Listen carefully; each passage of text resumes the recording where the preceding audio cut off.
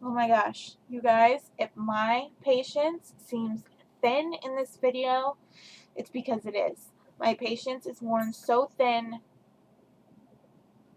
that skin you put over sausage when you make it in a sausage maker is more thick than the amount of patience I have left. I literally just sat here at my webcam in front of my TV/computer and ranted about things such as Verizon Wireless, Apple, cameras, batteries, all of the fun, wonderful things that come along with making YouTube videos. Then I found out that I had my webcam set to photo, so I have literally been talking to myself for the past 10 minutes. The universe and all of its electronic devices hate me. Help! It's time for story time with Peyton. It didn't matter what I was doing, nothing came but distraction after distraction after distraction. But that happens.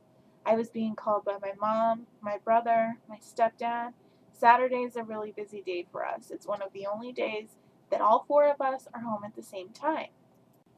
So I decided that I should set my YouTube video making aside for a few hours until everyone else went to sleep. Around 10:30, I finally pulled everything back out again, but lo and behold, my camera has low batteries. So I went to go see my mom and asked her, for some more batteries. They're one of the things that are hidden in this house because if they're not, a 24 pack of AA batteries would go in an hour and a 24 pack of AAAs would go even faster.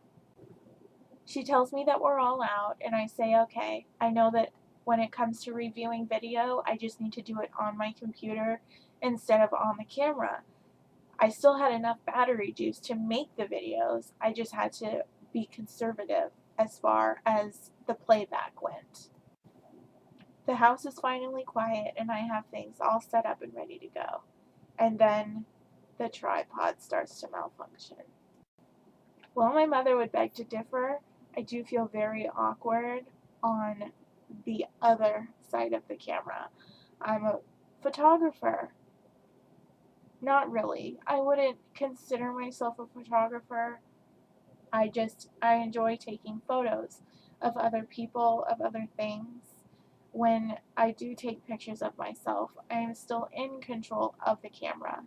So when I hand over control of the camera to someone else or am on the complete other side without having a front-facing camera, they seem not to work out at all.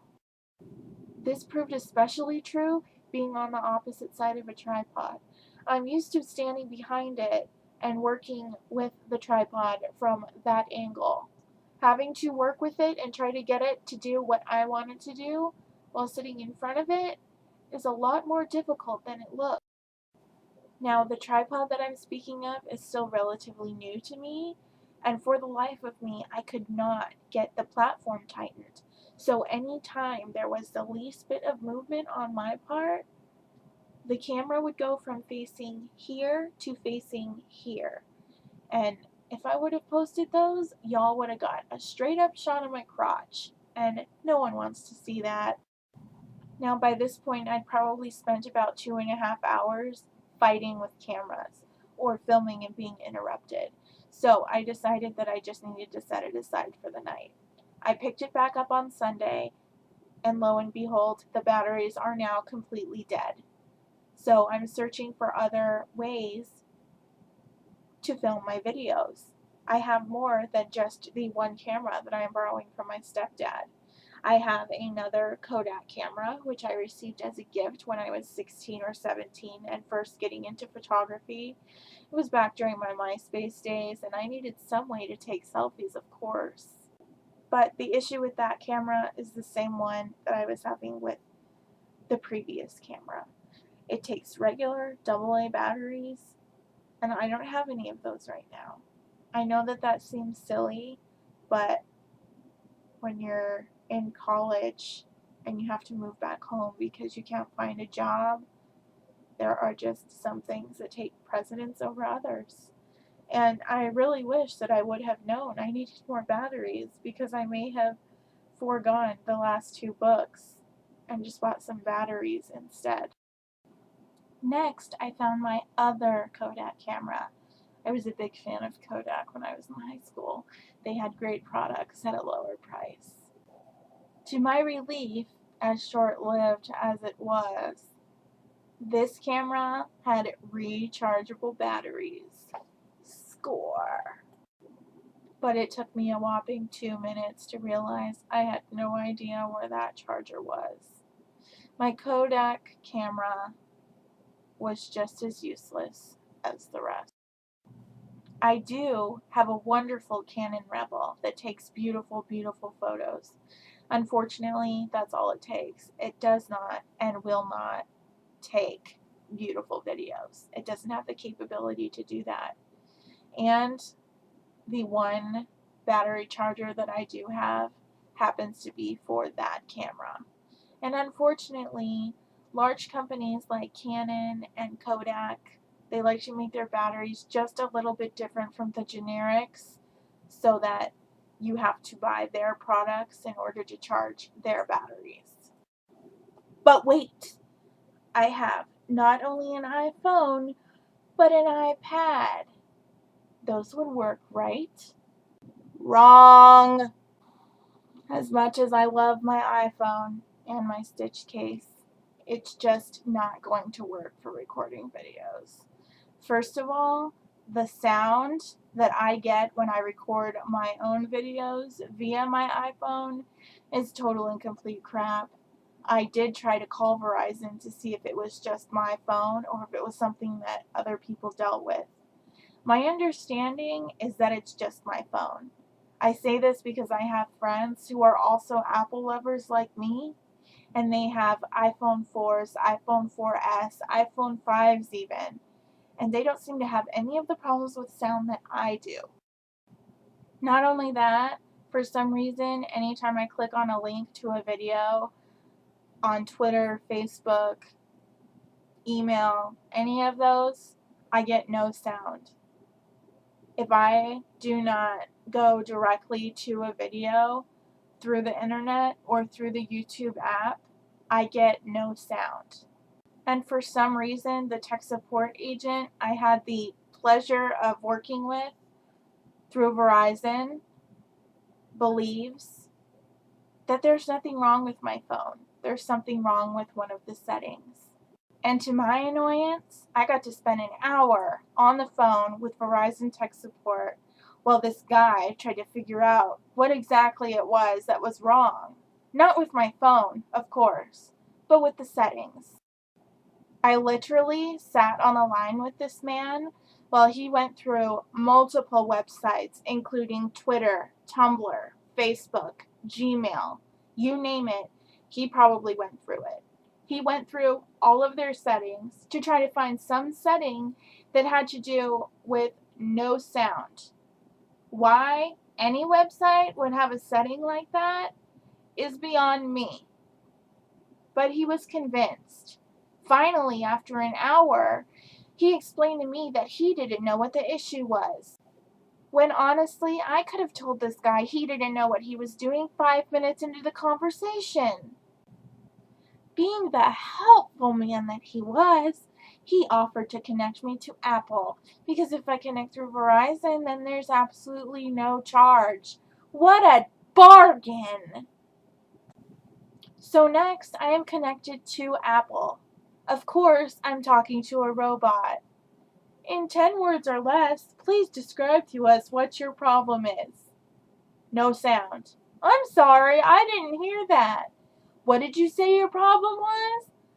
No sound. Did you say inability to make calls? No sound. I am going insane by this point, you guys. iPhone 4.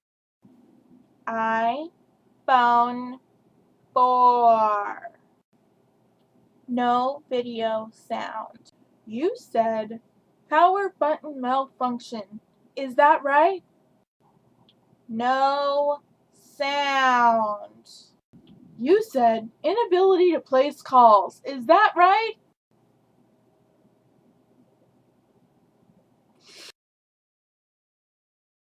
I'm sorry. Your call cannot be processed at this time. Please try your call again later.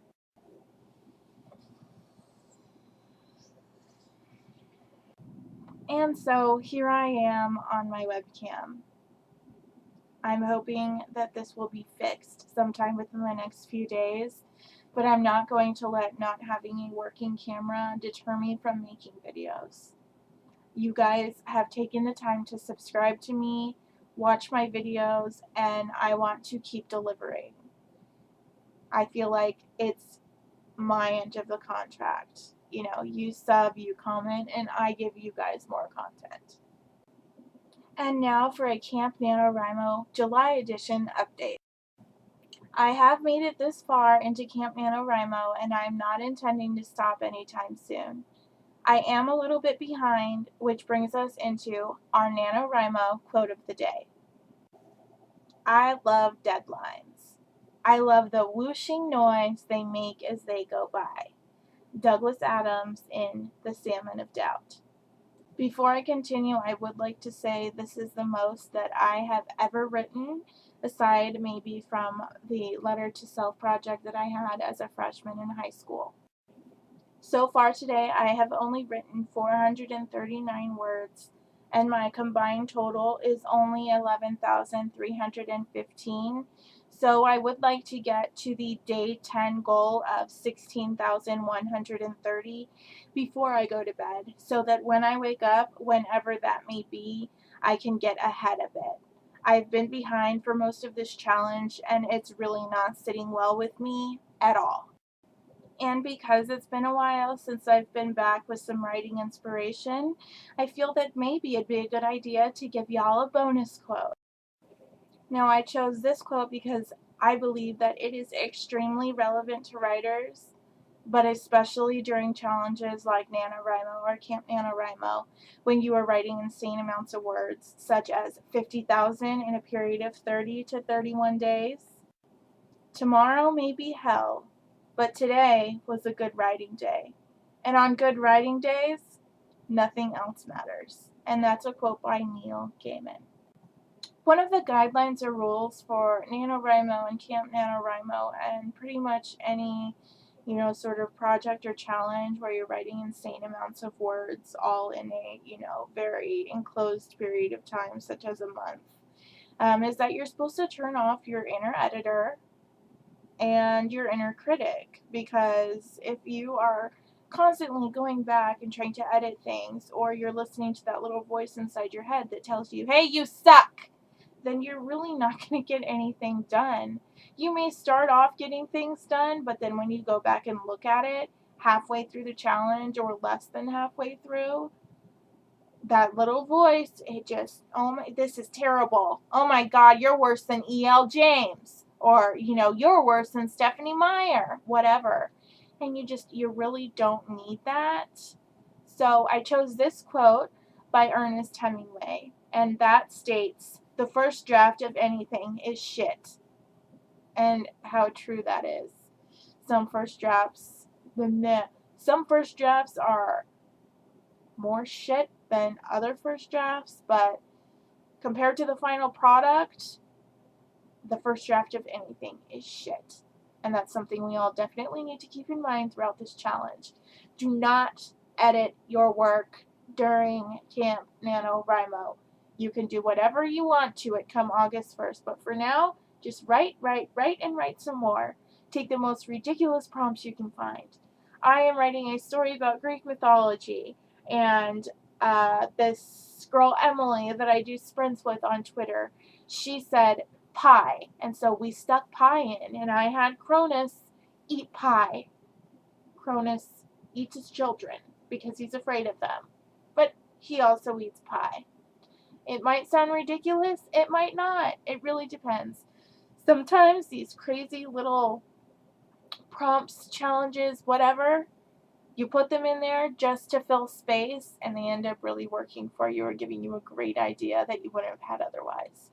So Keep on writing, guys. Keep on reading. Remember, in the words of Stephen King, if you don't have time to read, you do not have the tools or the time to write. All very important things to remember. And I guess that's all I have for now. I apologize that this video is so long, and I will see you guys next time.